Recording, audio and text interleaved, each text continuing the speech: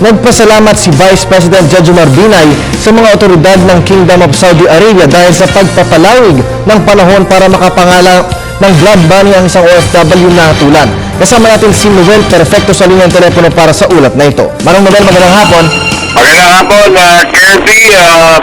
Pinasalamatan ang pangalawang Pangulo Jejomar Binay, itong Pampanga Mayor's League sa kanilang tulong na mangalap ng pera mula sa mga local authorities na naturang probinsya at makumpleto na itong blood money na hinihingi o requirement ng Kingdom of Saudi Arabia para naman pambayad sa 44 million pesos bilang para ma-extend pati.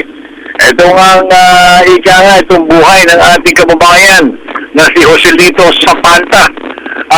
Si Vice President Binay ay nakipag-usap na rin sa ilang pang mga opisyalis ng naturang probinsya at dahil nga rito na nagresulta sa matinding pagkakalap na ipinatutupad ngayon ng mga local authority.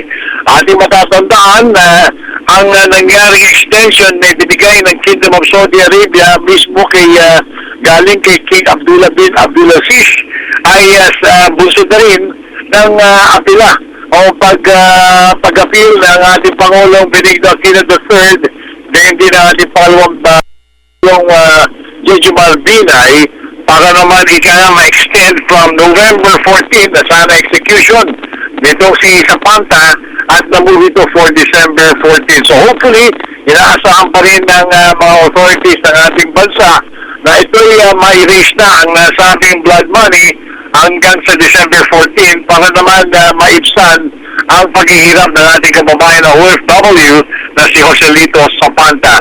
So yun muna ulat, Kirby, kasama pa rin si Larry Duon at saka si Erwin Navarro. Noel Perfecto para sa Telebisyon ng Bayan.